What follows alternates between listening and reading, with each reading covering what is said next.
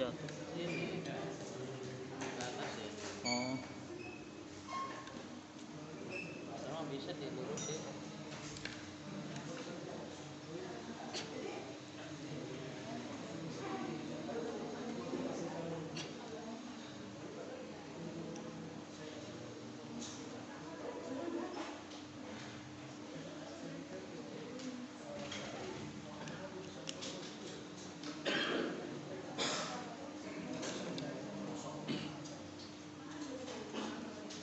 Ya, baiklah, sudah siap semuanya? Ustaz?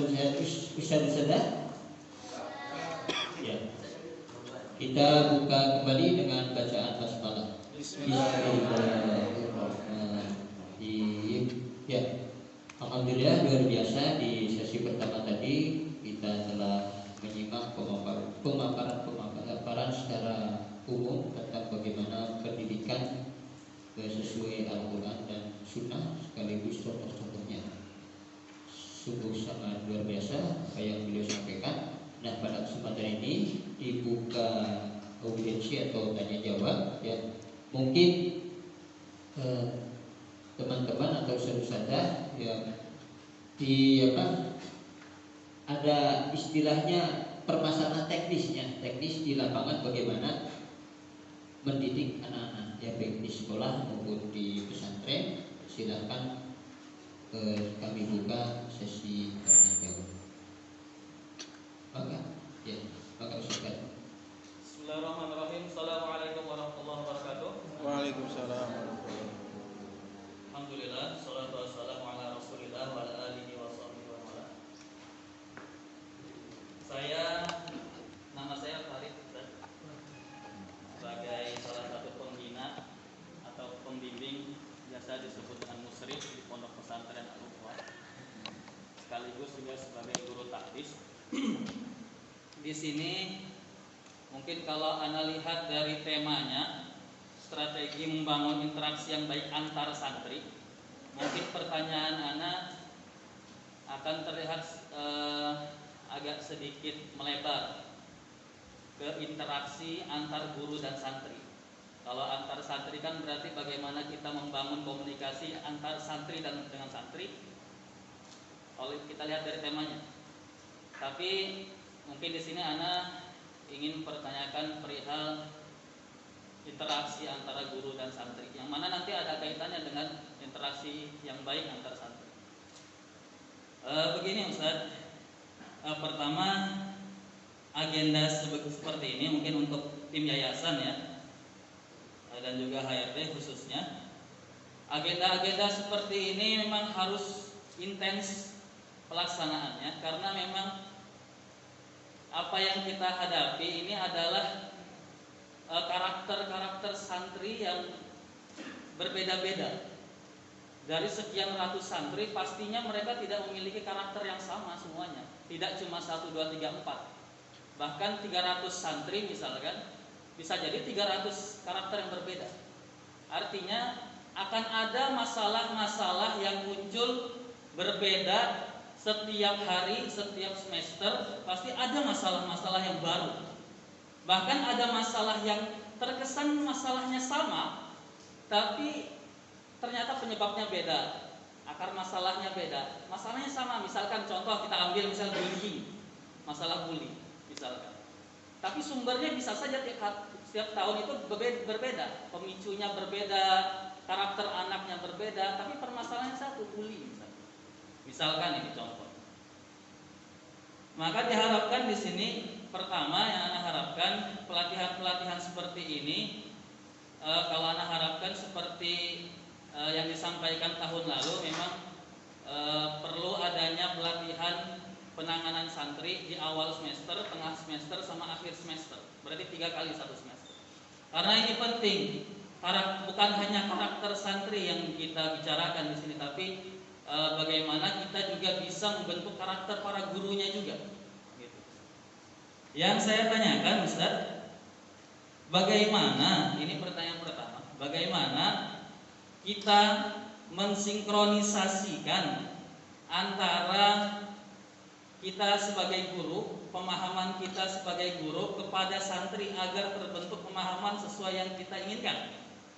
Tentunya memang tidak bisa 100%, akan tetapi setidaknya ada usaha-usaha, upaya-upaya agar tertanam pemahaman itu kepada para santri, agar nanti mungkin tujuan kita tidak hanya menjadikan santri soleh ketika di pesantren.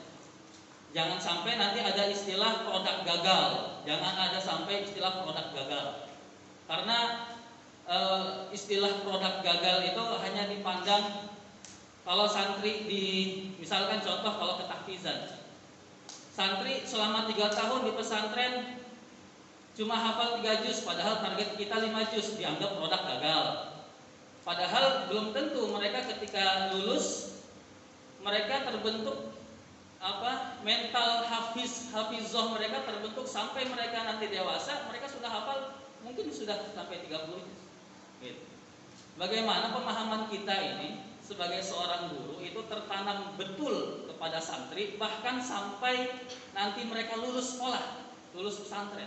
Tidak hanya ditanamkan untuk di pesantren saja, gitu. Tapi bagaimana mereka lulus juga bisa kita sinkronkan dengan adanya perbedaan. Kan misalkan guru punya karakter masing-masing, santri punya karakter masing-masing.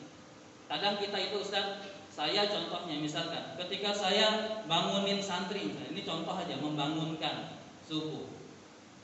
Ada yang bisanya dielus-elus baru mau bangun, ada yang digedor-gedor dulu pintunya baru bangun. Kadang praktek itu harus kayak semuanya harus kita praktekkan kepada masing-masing santri. Tapi kan ada praktek yang general, yang universal, yang biasanya mengganggu santri yang lain. Contoh gedor-gedor. Ada santri yang terima, oh bagus Ustadz, itu memang biar kami. Bahkan ada santri yang ngomong kayak gitu. Tapi ada juga yang merasa terganggu. Oh Ustadznya suka gedor-gedor pintu, maksa ke masjid gitu. Kan belum azan, ada yang bahasanya kayak gitu. Ada juga kalau dielus-elus, bahkan ustadznya ada yang dikatakan gay. Oh, ustadz itu mah laporan ke orang tuanya, ustadz itu gay, bu, pak, ada masalah itu. Tahun lalu kalau nggak salah, ada yang seperti itu. Jadi mau yang seperti apa gitu kan, anak-anak. Karena kita kalau kita tanya satu-satu berbeda-beda mereka inginnya gitu. Sedangkan kita dengan keterbatasan kita. Contoh anak, saya nggak bisa, jujur aja nggak bisa ngelus-ngelus anaknya, geli, nggak bisa. Karakter anak berlawanan. Anak bisanya bangun tuh nggak pakai tepuk, beda elus dengan tepuk. Tapi kadang ada santri nggak terima ditepuk, ada yang nggak terima. Katanya saya ditampar, saya dibangunkannya pakai sampai bahasanya pakai drum bedugan. Padahal cuma diketok-ketok pakai tangan, tapi bahasanya ke orang udah beda gitu kan. Nah, jadi serba salah. Bagaimana dengan karakter kita yang kita miliki sebagai guru itu bisa sinkron dengan karakter santri? Itu pertanyaan pertama. Yang kedua, pertama anak Ustadz di sini, insya Allah guru-guru di Al-Ukhuwah ini ketika menjadi guru di Al-Ukhuwah tujuannya ikhlas lillahi ta'ala. Kenapa? Kita beragam alma mater, lulusannya beda-beda. Jujur aja anak lulusannya kehutanan kan? Anak kalau mikirnya cuma uang, anak mending kerja di mana, di pabrik mana, gajinya gede, kerjanya enak gitu. Tapi saya di sini tujuannya ingin menanam nilai-nilai dakwah kepada anak-anak. Bagaimana nanti anak-anak itu akan mengamalkan apa yang anak ajarkan, sebagaimana yang Ustaz tadi sampaikan, biar menjadi tabungan amal, jadi pasif income ke depannya gitu. Tapi masalahnya kita ini punya 2 objek dakwah, bukan cuma santri. Orang tua santri pun menjadi objek dakwah kita. Jangan sampai ada bahasa ke gurunya itu, bahkan pimpinan kami nggak perlu sebut. Pimpinan kami disebut, oh si Ustadz itu nggak berkicau selama ini. Memang manuk gitu. Akhlak orang tua itu memandang kami sebagai guru itu apa gitu. Nah, bagaimana cara kami memahamkan kepada orang tua ini sebagai istilahnya kalau di dunia bisnis mungkin sebagai pelanggan. Tapi jujur saja kalau Ana pribadi tidak menanamkan mental kepada diri Ana sebagai mental pekerja. Mental pekerja tetap ada, tapi tidak hanya semata itu, tapi mental dakwah, mental dai. Bagaimana orang tua pun harus turut serta menjadi pendidik di rumahnya. Jangan sampai ini kasus nyata ya Ustaz. Kejadian sampai santri itu ngomong ke ustadznya ketika kita suruh-suruh, padahal dengan nada yang lembut, dengan cara yang baik. Mereka bilang, Ustadz kan dibayar semua orang tua saya, sampai ngomong kayak gitu. Akhlaknya berarti ada sesuatu yang ditanamkan salah oleh orang tuanya. Penanaman ke anak itu kan harusnya berbeda. Contoh aja kayak kita misalkan antara pimpinan dan bawahan. Ke bawahan mah nggak boleh bilang kita kalau gajinya segini kerjanya harus begini. Jangan. Tapi kita bahasa ke bawahan, kalau kita kerja itu ikhlas, niat yang baik. Tapi kalau ke atasan dari pimpinan itu kan beda lagi. Ustadz atau siapa, Bapak, Pak Direktur atau siapa, kalau mau guru-guru kita bagus, pekerja-pekerja kita bagus, tingkatkan ininya. Kan beda-beda. Itu contoh aja. Berbeda-beda. Artinya penyampaian ke anak pun harus berbeda, penyampaian ke guru pun harus berbeda, penyampaian ke orang tua pun harus berbeda. Masalahnya kalau ditarik dengan masalah beberapa hari lalu ada perkumpulan antar orang tua santri. Sebenarnya titik masalah di situ adalah interaksi antar santri, akan tetapi melebar kemarin sampai ke pembahasan interaksi antar guru dan orang tua. Yang sebenarnya kalau di sisi kita mungkin tidak masalah, tapi di sisi mereka bermasalah. Akhirnya kalau kita lihat juga ini kan pendidikan itu saling berkaitan kan? Jadi tidak cuma guru yang berperan untuk anak itu, tapi orang tuanya juga. Nah, bagaimana ini pertanyaan kedua, bagaimana kita memahamkan orang tua santri itu agar jangan sampai ke anaknya sampai di rumah udahlah nggak apa-apa main game, puas-puas. Ada itu. Soalnya salah satu orang tuanya curhat ke anak bahwa keluarganya itu pada mendukung kalau anaknya main game, nggak megang Quran pun nggak masalah gitu di rumah. Ya Allah, jangan sampai segitunya. Sudah capek di pondok. itu menjadi permasalahan kita yang sebenarnya itu sangat krusial tapi tidak terpandang. Karena objek dakwah kita pertama ke santri, ke orang tua itu juga objek dakwah kita. Nah, seperti itu Ustaz, mungkin pertanyaan yang bisa saya sampaikan. Syukran katsiran. Assalamualaikum warahmatullahi wabarakatuh. Gebu-gebu. Curhat.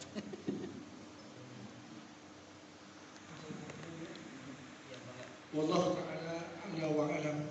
Yang mengetahui semua jawaban dari pertanyaan Ustaz barusan. Tapi kita sendiri yang pertama adalah bagaimana memang pola interaksi santri dengan santri dan guru dengan santri, orang tua guru santri itu.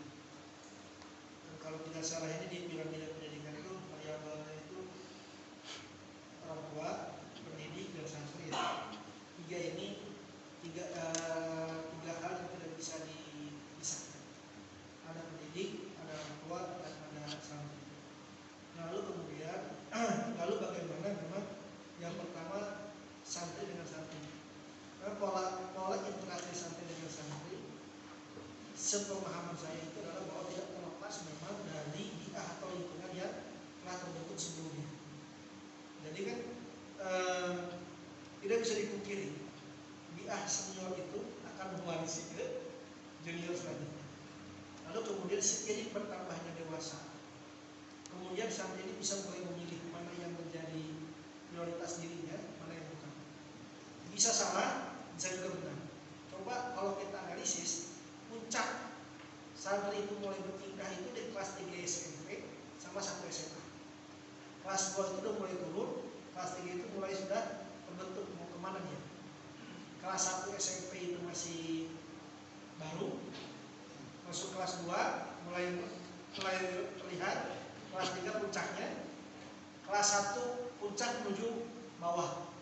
Jadi kalau udah memiliki kelas 1 bawah naik, kelas 3, kelas 10 turun, kelas 11 itu mulai karena ada aktivitas kesiswaan, terus kelas 12 itu mulai orientasinya ada ke kuliah dan kesempatan.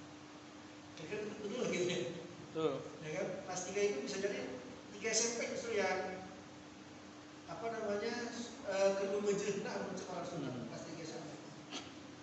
Nah, memang betul tidak bisa dipungkiri bahwa ini tidak terenakan dari pertama adalah biah ya, lingkungan yang ada di, karena setiap pesantren itu memiliki gaya tersendiri, tapi pada muara karakteristik psikologis anaknya tidak jauh berbeda di kelas 3 dengan di kelas 1 SMA.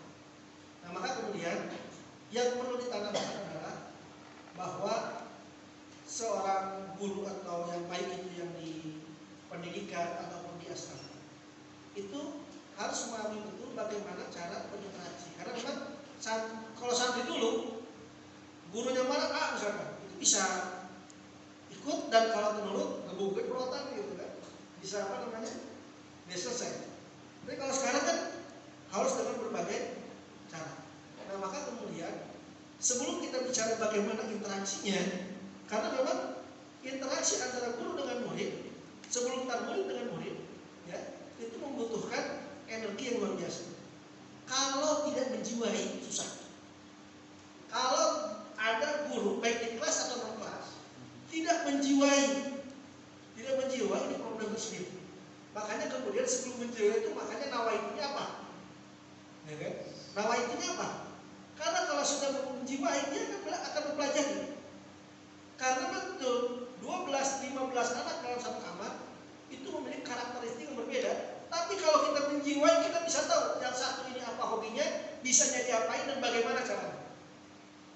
Anggaplah kalau saya ilustrasikan, kita punya 10 kucing di rumah, ya kita bakal tahu yang ini manja, yang ini mah suka luar, yang ini mah apa gitu. Nah itu berangkat dari mana? Dari mahabbah, kecintaan kita kan. Cinta dari mana? Dari nawaitu kita seperti apa? Nah maka kemudian dari cinta nama itu baru kita bisa memprediksikan. Oh kalau suka begini, kalau suka begini, kalau suka begini, kalau suka begini. Ada satu murid yang luar biasa waktu itu kelas 1 SMP. Kepala itu kan dipukulin ke tembok, parang-parang ini. Kepala itu dipukulin ke tembok supaya dia bisa keluar. Bapaknya itu tiap hari pulang pergi Bandung, Bandung, hampir tiap hari. Ya kan? Saya bilang ini ke Sivitas, ya maksudnya di sekolah. Ini nggak mungkin hanya sekolah dia yang ngurus anak ini. Harus ada tarbiyah juga dari orang tuanya. Proses tarbiyah itu adalah orang tuanya pulang pergi Bandung, Subang, konsep itu tiap hari. Kalau siap, oke. Kalau enggak, mungkin resiko terbesar yang kita harus kembali karena nggak mungkin kepalanya terus dipukulkan ke tembok. Akhirnya kita kerjasama. Pola interaksinya anak ini apa? Riwayatnya seperti apa di rumah? Karena kalau zaman dulu riwayat anak flat rata-rata, belum ada gadget ya. Anak dulu orang ujung sumput semua rata-rata, ya kan? Apalagi yang 80-an ke sana mau kaya miskin tetap masak haus, ya kan? Dulu bedanya kalau orang kaya bisa bayar dari kayu bakarnya, kalau yang enggak kaya dari kayu bakar sendiri. Permainan cenderung sama. Tapi kalau sekarang kan setiap betul tadi. Karena kalau dulu habitnya ibu di rumah, anak mainnya juga gak jauh dari itu. Mau di kota, mau di desa, yang namanya Tetris itu sama. Ya kan game-game waktu zaman pemboy-pemboyan mungkin kalau lewat di masa-masa kita. Ya kan? Sama. Tapi kalau sekarang udah beda. Ya kan beda. Tapi sekarang lebih maju. Makanya tidak sedikit anak yang sifatnya inklusif, jadi ada eksklusif, introvert giliran aja gitu. Karena bisa di polanya kan beda di rumahnya, polanya ibu bapaknya sibuk, anaknya dikasih gadget, dan ketika bermain dengan orang lain bermasalah, dan ketika perliwatan anak ibu bapak ibunya sibuk pengusaha dulu. Sehingga anaknya mengalami masalah. Makanya solusinya adalah pendampingan. Ini bukan penyakit yang sehari harus sembuh. Ini bisa butuh waktu. Kalau buruknya, kalau yang muslimnya, orang tuanya, nawaitunya udah gak bener, bukan gak bener artian, ngalah rumah orang lain, cek nanti cek guru kan. Orang tuanya, udahlah ini tugas kamu satu bayar kok. Ini anak banyak korban. Betul. Akhirnya ada kombinasi intensif. Ya, intensif sehingga menghasilkan apa? Anak ini menghujung kelas 3 SMA nilai fisiknya terbesar di Subang 100 dan betah dan sampai kelas 3 SMA. Bahkan terakhir aktivis juga di IPB. Saya nanya pas udah mikir, antum kenapa waktu kecil itu nggak ada gorgen, kepala ke tembok? Satu, hanya butuh kasih sayang orang tua, saya sibuk, ya kan? Dan di asrama kan udah mah dia butuh kasih sayang, ditinggalkan di asrama, muslim nggak intens juga dia, dapatnya kan ngurus 12, misalkan ngurus 36, ya kan? Bahasanya cari perhatian, ya kan? Cari perhatian. Maka cari perhatian apa? Yang ada goreng kepala supaya dia perhatiin, supaya apa, dan lain sebagainya. Ini satu contoh. Tapi ketika terus didampingi, orang tuanya juga bolak-balik Bandung Subang, kan orang itu punya hati ya. Segeras-geras hati. Kalau terus dibanjur dengan kebaikan, bisa nggak luluh? Gitu. Makanya kemudian saya dulu waktu jadi di sekolah itu selalu membiasakan habis isya sampai menjelang tidur itu di kamar, di rolling kamar. Hari ini sini, hari itu bukan tidur, ngobrol mendalam. Tapi di saat yang bersamaan saya juga tegas. Di Asyima dikenal guru yang suka gampang murid pakai tongkat saya. Tapi yang dulu paling sering ngobrol sampai anak itu curhat, Pak saya ini selalu punya pacar Pak, ini curhat. Siangnya saya gampang, malamnya curhat. Gimana bagusnya Pak? Ya, curhat masalah pribadinya, bahkan yang lebih dalam pribadinya pun curhat. Karena kan di buku dia seperti sama. Bahasa kita pernah mengalami hal yang sama. Ya, ada sisi kita keras, di sisi juga kita mendalami dunianya. Kalau kita tidak bisa mendalami dunia susah Pak. Kita sudah mendalami dunianya. Karena kita ini manusia, tidak mungkin ente harus soleh, ente harus zikir, harus begini, begini. Pasti pemberontak. Ada masanya mereka juga ingin mengekspresikan apa yang ada dalam dirinya. Makanya muncul kegiatan namanya isip kamar. Itu harus kita ngobrol. Dan murid gak mungkin terbuka kalau kita tidak ada sayang. Misalkan jadi guru kelas asrama datang gebrak masjid, saya datang makan, sempat makan, kalau nggak saya kunci di kamarnya. Terus komunikasi larangan dan perintah itu susah, dan kita pun jadi nggak betah, jadi pusing, ngurus budaknya pusing. Kalau gitu sampai nggak akan tetap, sampai kapan nggak akan tetap. Makanya sebelum ketika bisa menjiwai. Ini anak hari ini mungkin anak kecil. Ke depan dari anak ini yang kita ini bisa masuk surga. Ya kan? Makanya itu sudah, dan kita sekarang harus bisa mendalami. Dulu zamannya film Korea, ya kan? Film Korea sekarang sudah belum? Masih kan?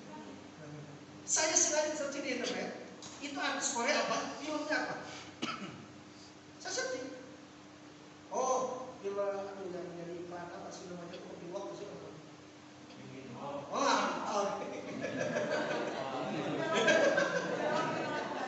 Ya, Lee Min Ho. Saya pelajari Lee Min Ho artis Korea, main filmnya apa aja? Ya, main film apa? Saya nonton filmnya, oke. Siangnya saya ngomongin Quran, saya kelas. Saya tahu desas-desus interaksi antar mereka kan interaksi kekinian. Ngomongin Korea lah, ngomongin bola lah, laki-laki, ngomongin apa?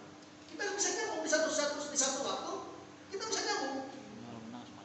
Saya nggak apa-apa tahu lah, artis sekarang Lee Min Ho.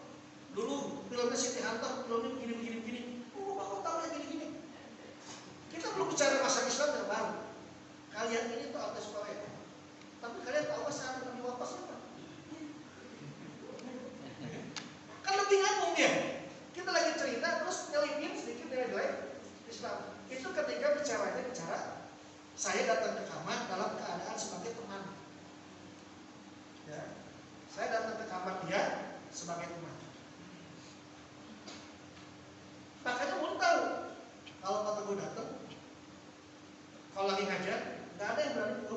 karena dia lagi serius. Kalau lagi saya serius, tahu dia di kelas, di masjid itu lagi serius. Kalau di kamar, dia teman saya. Ini kalau muridnya terbuka, berarti udah ada chemistry bahasanya. Itu lebih enak. Ada saat kita menjadi teman, kita tahu maklumat itu bukan berarti pengen, tapi kita itu strategi. Kita mendalami dunianya. Tapi tahu juga. Bahkan saya pernah gini, saya masuk kamar ada main poker. Saya lihat wali asrama itu muslim. Kan lagi di mana? Lagi di rumah. Itu 11 tahun. Di kamar ini anak lagi main kartu. Udah, saya betul lagi main kartu. Saya bilang, kalau saya langsung mana ya? Besoknya bisa main kartu lagi. Betul? Ya kan? Datang. Main kartu kalian. Bapak ikutan main kartu. Kalau Bapak menang kalian udahan ya. Kalau Bapak menang kalian udahan. Harus siapa? Pada ngumpul semua kan? Saya main poker.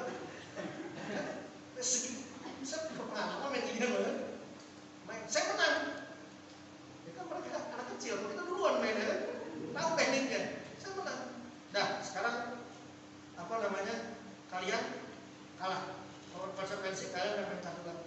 Pertanyaan Bapak, kalian sih ngapain sih main gini-ginian sampai malam-malam? Kenapa nggak dipakai baca buku? Kan gini mah nggak masuk kalian jadi pintar. Coba kalau pakai baca buku, akan lebih mudah.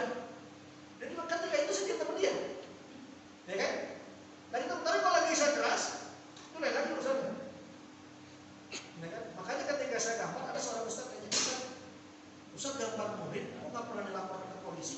Ada guru yang satu gambar langsung dapat ke polisi. Ya kan? Ustaz kan? Kadang-kadang kita jadi teman. Ketika di kantin kita jadi teman mereka. Ketika di kamar kita jadi teman mereka. Jadi asik. Di kamar itu asik. Ada yang bisa diajak mengekspresikan, apalagi anak-anak SMA, mengekspresikan dunianya. Tapi di satu yang waktu kita juga berubah. Contoh misalkan azan dan basket kene, datang kedengeran motor, berem-berem, wah itu motor hidung dulu. Banyak semua tahu. Kalau tahu kan tegas kok gini. Tapi ketika di asrama mereka diskusi. Makanya yang angkatan-angkatan yang pernah masuk saya komunikasi sampai sekarang hubungannya baik. Hubungannya baik. Makanya ini pola guru dengan murid itu ada pola di saat kita menjadi teman. Ya teman dia, kita masuk ini. Ada di saat kita juga tegas untuk mendidik mereka. Ya. Makanya balance. Makanya kadang guru harus segala tahu. Kan bedanya cuma sejam aja. Internet banyak sekarang. Apa sih lagi booming sekarang? Dulu kasus di Putri pernah ada rambut parang botak. Saya nanya ke wali asramanya, muslimahnya, Ustaz, ini kondisi rambut banyak botak. Nah kemudian saya kan meskipun di Putri, saya tidak bisa seluruh saya kalau di Putra. Tapi saya coba dalamin juga. Apa sih masalahnya? Tidak sedikit juga akhirnya anak Putri itu curhat yang masalah sangat pribadi. Ya kan? Itu kan berarti kalau anak murid itu belum bisa curhat ke muslim atau muslimannya, itu jadi kita belum mendalami dan kita belum menjiwai. Baru hanya sekedar datang gedor-gedor, datang makan, datang mama-mama yang bersih-bersih. Itu tapi dia lagi susah. Kalau sore, apalagi waktu saya hujan gitu, suatu saya pasti kamar, ngecek mana yang kotor, ambil sapu, nyapu sendiri. Masa kita nyapu sendiri cuek kena murid? Nyapu sendiri, nyapu, murid ngeliatin, awalnya cuek. Pasti kan antar murid, saya cuma ngomong, emang ini ada yang pikir ya? Oh ada ustaz, ada yang pikir. Kan lebih enak, ya kan?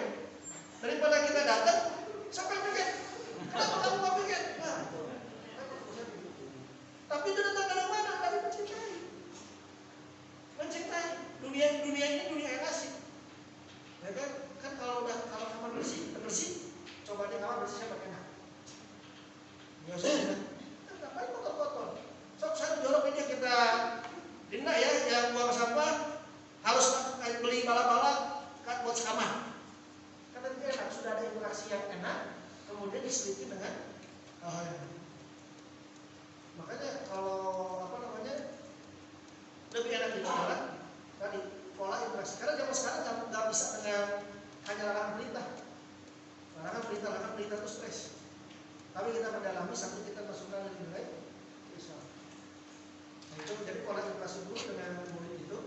Sekarang guru bukan hanya transfer knowledge, nawainya juga bagus, tapi juga harus tahu kekinian itu seperti apa. Karena namanya murid, kalau kita semakin keras, dia semakin cari cara. Semakin cari cara. Pernah suatu ketika satu angkatan ini bersekongkol. Jadi kalau ada yang mau comel ke guru, nah digebukin. Ya, ada yang comel ke guru digebukin. Satu angkatan kedua. Karena suatu ketika saya bilang ini, saya ke asrama kamar mandi. Saya sampai tahu kamar mandi mana yang kamar dipakai, kamar mana yang ini saya tahu. Saya bilang ke kepala asrama, Pak, itu kamar mandi paling pojok, tempat narkoba udah. Bisa tahu? Karena saya ini mandi asrama, saya menyiapkan kamar mandi juga paham. Kamar mandi mana yang di setting supaya tempat nongkrong. Coba cek entah. Di dalam pun benar ada murid yang merokok di dalam. Merokok di kamar mandi. Saya bilang, Pak, makanya jangan pernah ada satu kamar mandi pun yang tidak terpakai. Wajib semua kamar mandi tergunakan. Karena kalau ada satu dua ruangan yang tidak tergunakan, itu akan dimanfaatkan oleh murid. Dan salah murid bukan, kitanya yang lalai. Karena memberikan kesempatan murid untuk melakukan. Nah, coba kalau kita resik, dibersihkan. Akhirnya ketahuan. Bahasanya disidang lah gitu ya. Akhirnya terbongkar. Bahwa satu angkatan ini bersekongkol. Akhirnya anak dua ini mau digebukin. Ya. Terus saya tanya siapa aja otaknya. Ini. Kesempatannya. Yang satu sukanya basket. Yang satu sukanya basket. Awal saya sidang. Wah udah datang saya kampar ke guru dari gitu. Udah habis. Besok pagi saya mau bola basket. Karena ada jam olahraga kan besok pagi, saya ke kantin mau bola basket, saya panggil anaknya. Sini, siang kita main 3 point contest. Saya juga nggak jago-jago basket, pokoknya ngomong aja sama dia 3 point contest. Ya, 3 point contest. Ntar habis siang kita makan malam. Ya, habis itu siang, kan pasti murid pada ngeliat kan? Wah, dia yang menang kira-kira siapa?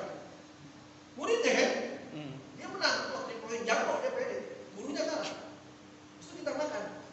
Yang tadi malam itu saya gambar-gambarin itu, terus siangnya dia menang terhadap saya. Terus kemudian ngomong, terus saya masukin, ente ngapain ngerakin tuh murid supaya melakukan kesalahan? Harusnya orang kayak itu ke depan jadi pemimpin. Coba karakter antum ini membawa kepada keadilan kayak Umar. Kan? Ya kalau sekarang ente bawa orang-orang untuk melakukan kejahatan ke depan, ente harus benar aktivis. Makanya anggota dewan juga. Sekarang saya lihat cek, alhamdulillah udah aktif di organisasi. Ya. Malam kan habis sama saya.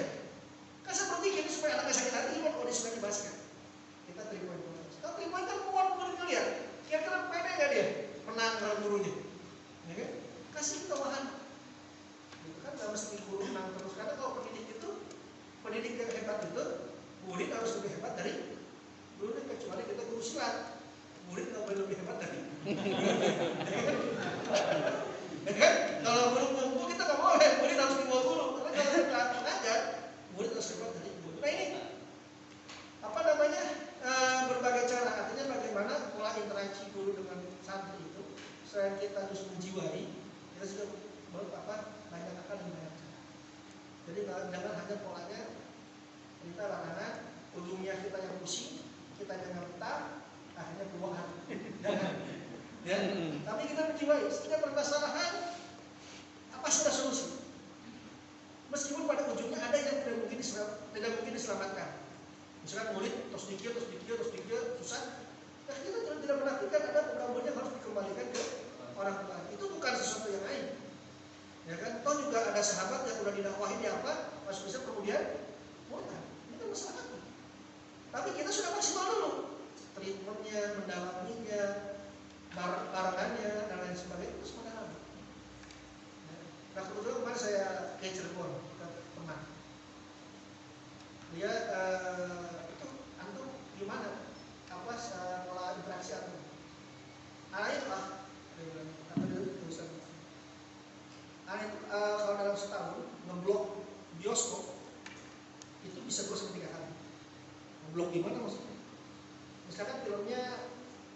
bagus lah, nggak ada unsur plus nggak ada unsur negatif. Itu satu ruangan itu saya blok. Jadi santri itu ke bioskop, pakai sarung, pakai peci apa, nonton, terus pulang. Maksudnya apa? Ya kita kenalkan, hiburan juga buat dia dan kita juga menyelami dunianya. Terus kalau kita larang, jangan pernah anak-anak ke bioskop, mereka bakal nyuri-nyuri waktu kan? Penasaran. Pasti kan? Mending mah difasilitasi atau sendiri-sendiri nyuri-nyuri?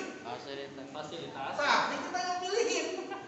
Jangan sampai ke mall bos, ya silakan anak-anak cari ekspresi masing-masing. Ya salah juga itu mah. Terus selain itu dia juga memblok kolam renang itu untuk untuk ekspresi. Nah, kalau di Subang kan kita dengan cara sesuai dengan yang ada di lingkungan.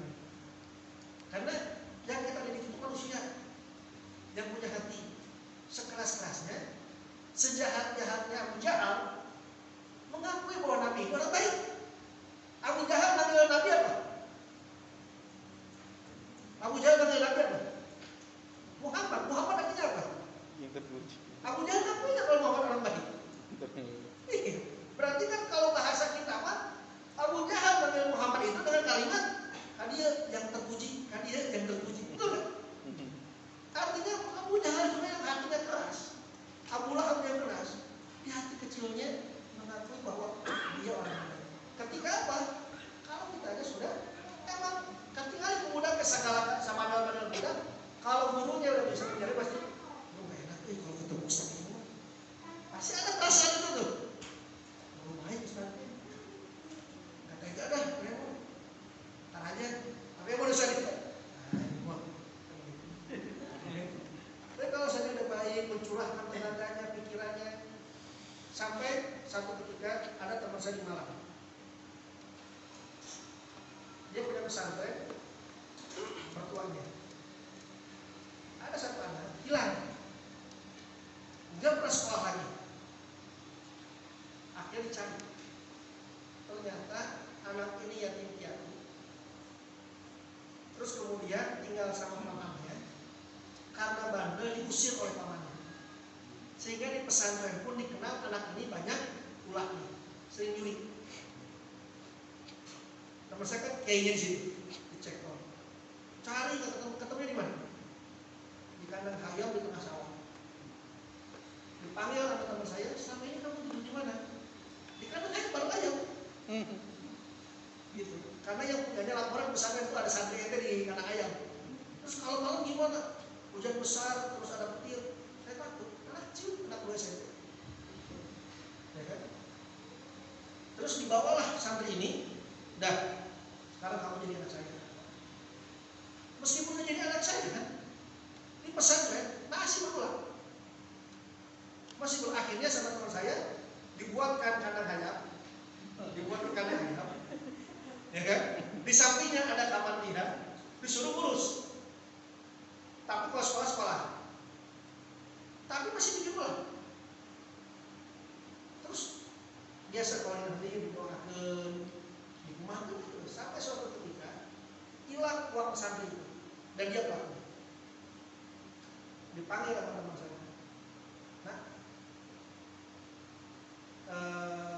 saya itu kurang apa sama kamu? Kamu udah saya anggap anak saya. Kamu apapun saya perhatikan. Bahkan uang untuk anak kandung saya prioritaskan untuk kamu. Ya. Terus kamu hobi ayam itu apa hobinya? Kamu suka hobi ayam, saya buatkan kandang di sana. Terus kenapa masih nyuri? Kurang saya apa? Dia akhirnya nangis. Terus kemudian sekarang takdir Allah jadi bangga ayam banget. Jadi ayam kampung dia gedein. Sekarang dia udah punya anak buah yang nyebarin ayam, dan anak buah ini juga santri. Akhir teman saya ini bikin pesantren yang isinya anak-anak jalanan dan gratis. Awal dari situ. Akhirnya kan anak ini bengal, backgroundnya nggak ada orang tua, keras, tukang nyuri, diusir, masih berat. Tapi ketika terus didalami,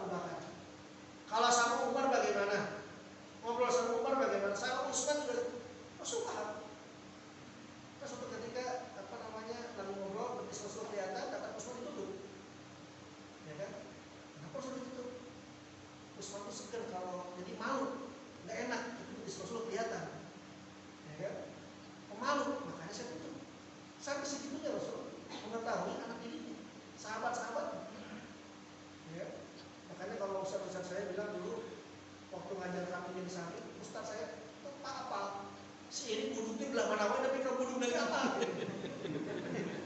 Kan tapi kamu dulu lagi apa? Ya kan? Jadi kalau ada guru atau yang di asrama, jangan tuh apa nama-nama muridnya itu bermasalah ya sebenarnya. Jangankan karakternya, nama-namanya aja nggak hafal.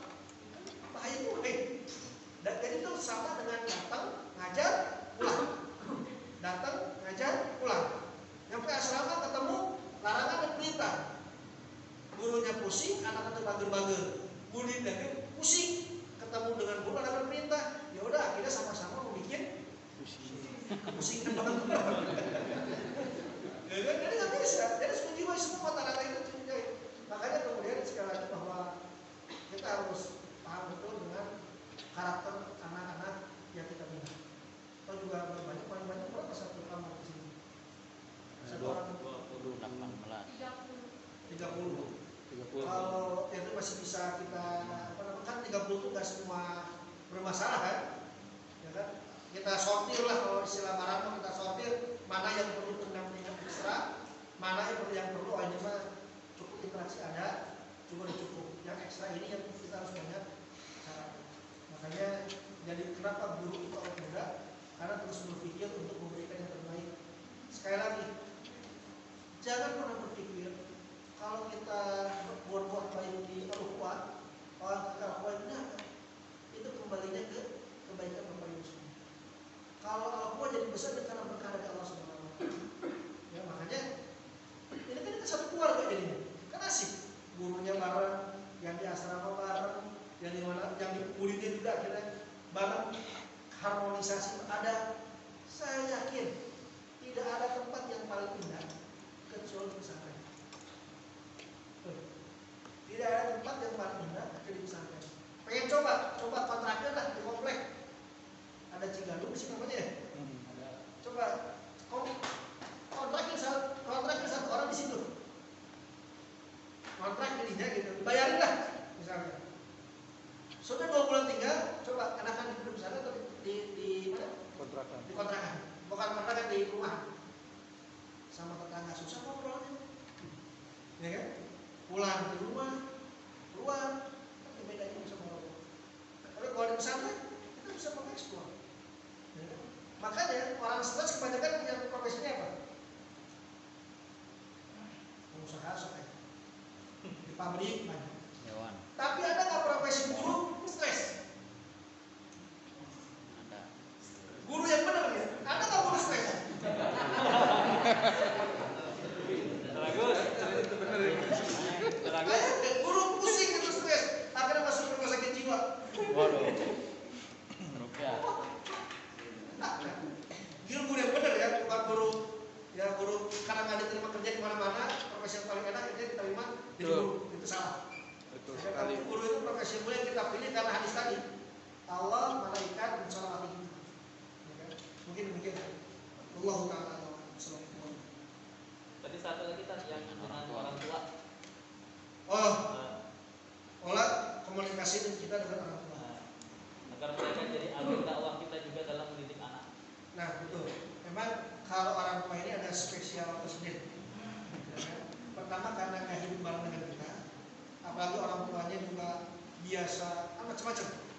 Ada yang bos, ada apa segala macam. Ada metode begini. Kalau teman saya punya metode, pokoknya yang namanya orang tua mah asal waqah. Tekan kontrak.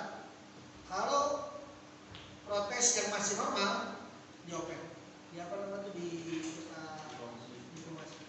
Tapi kalau sudah nggak bisa nih, silakan bawa di grup WhatsApp itu di hold, nggak bisa di apa pola satu arah. Jadi pola satu arah dari mana? Dari kita orang tua. Itu dari sisi manajemennya. Tapi yang paling enak itu adalah inti dari orang tua sebenarnya apa sih? Anaknya diperhatikan. Anaknya perhatikan. Kalau anaknya sudah kali kita membersamainya dan sebagainya, kita apa protes kan? Anggaplah ada satu anak yang musyawis atau provokator. Aduh orang tuanya dosa itu begini. Tapi kalau yang lainnya mayoritas, masa itu baik dianya aja gitu begini. bisa jadi orang tua nyecar kita karena ada kesepakatan di antara orang tua karena ustadz cuek, ya kan? Atau sebaliknya, ada pernah saya menangani orang tua anaknya bermasalah, terus kemudian datang orang tuanya ngomong di depan saya kan udah bayar bapak untuk ngurus anak saya, ya kan? Saya udah bayar bapak ngurus anak saya. Itu ngomel-ngomel di ruangan. Terus tugas sekolah gimana? Maka saya pergi sebut gila, syarat lah gitu. Oke Pak, udah bicaranya. Saya mau tanya Bapak, kalau boleh tahu kerjanya apa? Ibu kerjanya apa? Tahu nggak anak Bapak masalahnya apa? Dulu masalahnya apa? Orang saya kan boleh gini. Saya kan sibuk, saya sibuk dan lain sebagainya, makanya anak saya pesantren ini. Oke. Anak Bapak ini melakukan hal 1, 2, 3, 4. Bapak tahu nggak? Kaget kan? Ini udah parah Pak, baik secara syar'i udah parah, secara sosial udah parah. Kalau Bapak terus nuntut kami ini ketemu anak Bapak baru berapa tahun, paling lama setahun kan kelas 4 SMA. Pertanyaan saya, dulu kecilnya diapain dengan Bapak sampai segini? Kan Bapak yang paling lama dengan Bapak, bukan saya, ya kan? Nah, orang tuanya bingung. Kadang orang tua itu kita harus paham juga alur berpikirnya. Jadi kalau ada buku bisnis tuh nggak ada matinya, guru juga harus jangan ada matinya untuk memahami itu orang tua harusnya kemana.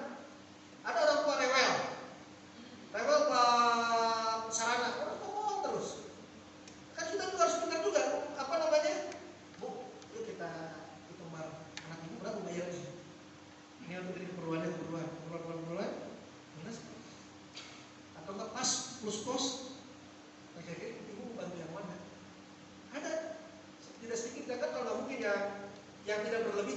Komentar banyak, biasanya komentar banyak berlebih kan, yang komentar banyak berlebih karena bisa dia ada tidak puasa. Makanya menghadapi orang tua kita juga harus memahami juga karakternya seperti apa.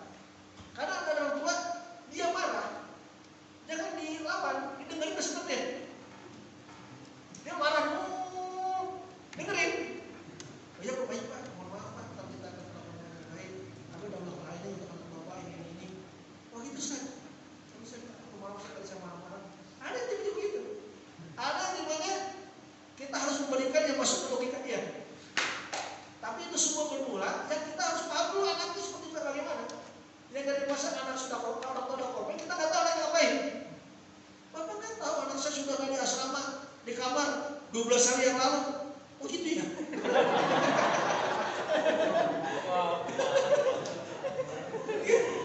Bahaya kalau gitu betul. Jadi kita akan menjawab enak orang tua itu kalau kita sudah paham betul karakter anak-anak. Kita punya inputan yang banyak. Seprotes apapun orang tua pasti kita bisa jawab. Asal kita sudah memberikan yang terbaik. Memberikan yang terbaik niatnya bukan karena untuk anak itu, bukan. Niatnya karena Allah Subhanahu Wa Taala. Karena ini amal jariah kita. Kalau jadi dengan siapa orang tua komplain, Pak kamarnya jangan kata anak saya kamarnya kotor gini. Bersih Bu. Saya kontrol ke kamar juga bersih, nggak ada masalah. Anaknya komplain, iyalah datangnya pas hari Minggu sekali-kalinya pagi lagi, masa bersih. Jadi that means bahwa dari sini satu kamarnya kotor bersih itu karena melihat sedang bersih itu, karena dia kenal sama anaknya. Sebab itu masuk dalam kita mau bersih itu kan. Jadi tahu nih pas orang tua ngomong, dilawan orang tua pakai foto, ini Pak buktinya, foto, ini Pak. Bisa jawab. Ini foto saya, Bapak kapan? Seminggu sekali pastinya, hari Minggu pagi lagi gitu. Ya kan? Ini makanya kalau kita sudah punya maklumat, pola interaksi sama orang tua juga insya Allah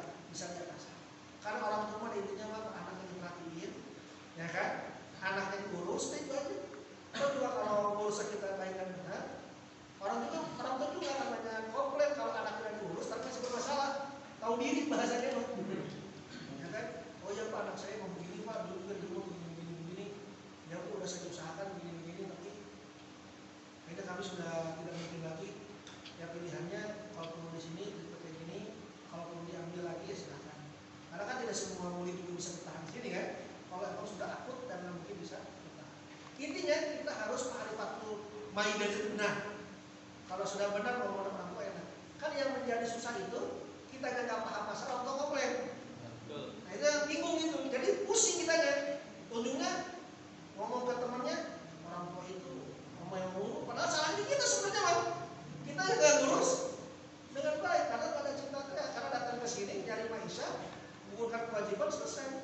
Jadi nggak betah. Yang betah itu apa? Niatnya benar, menjiwai dan lain sebagainya. Makanya sekali lagi tidak ada hidup yang paling indah kecuali di sana. Ya kan? Kalau lagi pandemi gini kenakan di mana? Saya bebas, ya kan? Makanya kalau saya melihat anak-anak usaha-usaha di sana mana pun sana ya, yang lebih enak dan sehat aja gitu, seger melihatnya gitu. Memang yang di luar.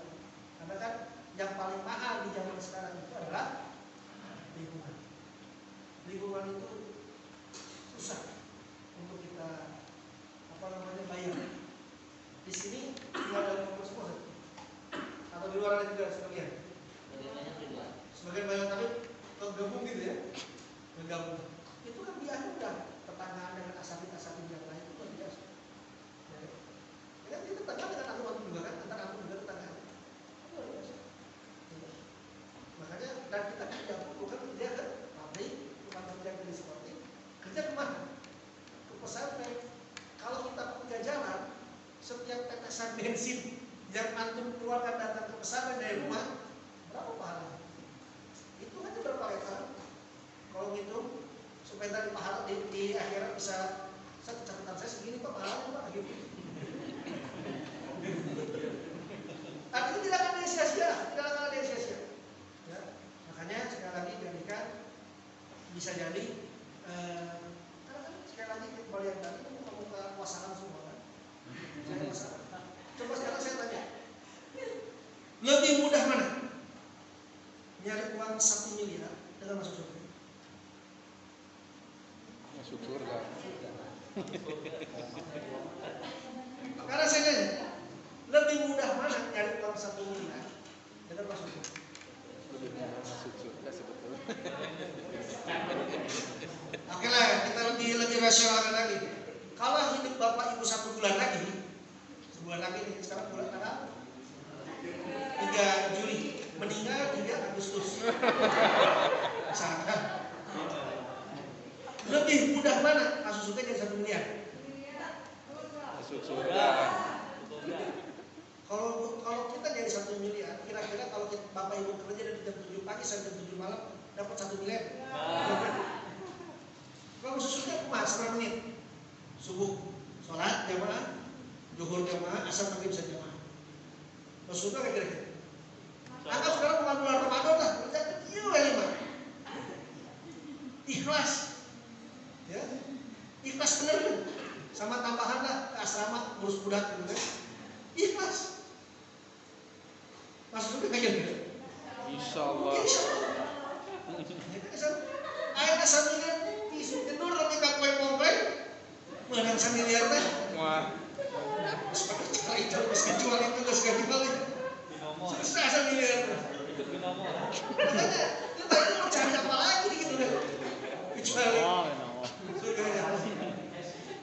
Nomor turun nomor. Oke lah, 2 miliar set grading. Oke dihanapkan 100 juta besok kan. Kalau lebih hanap lagi saja. Oke sudah mau 50 juta lah sebulan lah.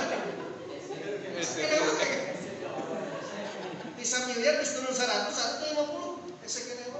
Tapi kenapa masih maksudnya masih tertahan gitu di kebaikan ini gitu. Makanya kadang saya mau ilustrasikan daripada tutup kubuh, minum kubuh betul kan? Mendingan makan roti nyata ketimbang pizza masih hayalan betul kan? Iya betul kan? Kira-kira kan lebih baik makan roti Darmelia yang 5 ribuan nyata ketimbang pizza gambarnya hukum dan hayalan. Wallahu a'lam. Assalamualaikum.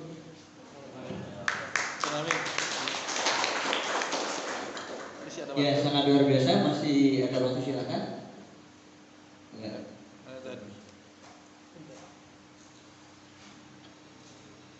Bismillahirrahmanirrahim. Assalamualaikum warahmatullahi wabarakatuh. Sebelum bertanya, memang betul sekali saya berpengalaman keliling-keliling bekerja di instansi atau di industri itu ya. Memang sebagai guru itu hal yang paling nyaman dan paling menyenangkan. Walaupun tadi Ustaz Farid bilang ya, saya tidak berkicau disamakan dengan makhluk.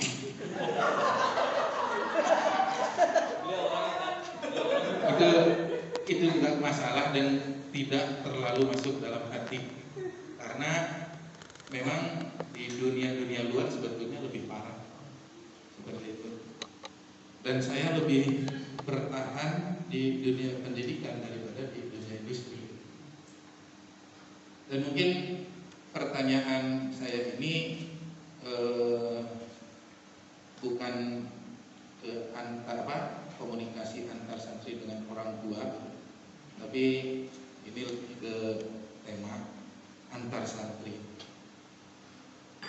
Rencana untuk tahun ini, karena di tahun-tahun sebelumnya dalam sistem pemetaan santri di asrama itu selalu perangkatan, karena sering terjadi hal-hal yang seperti ini, ada geng-geng angkatan, dan itu betul kata Ustadz, itu dikuasai oleh anak kelas 9 dan kelas 10.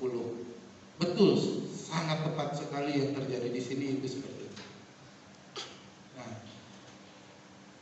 untuk di Ikhwan, di santri laki-laki sebetulnya sudah dicoba di tahun kemarin. Saya yang tadinya di asrama itu perangkatan, kemudian sistem pemetaan di pondok pesantren itu saya coba untuk mencampur anak, tapi tidak semua SMP dengan SMA, SMP, SMA. Kalau SMP kelas waktu kemarin kelas 7, kelas 8 dan kelas 8 sama kelas 9, belum dicampur keseluruhan. Itu 7, 8, 9 belum. Kalau di SMA karena masih sedikit, jadi semuanya sudah dicampur kelas 10, 11, 12. Dan memang di masa transisi ini kemarin itu terjadi ada hal yang kurang mengenakan itu antara kelas 8 dan kelas 9. Karena kelas 9-nya ini masih korban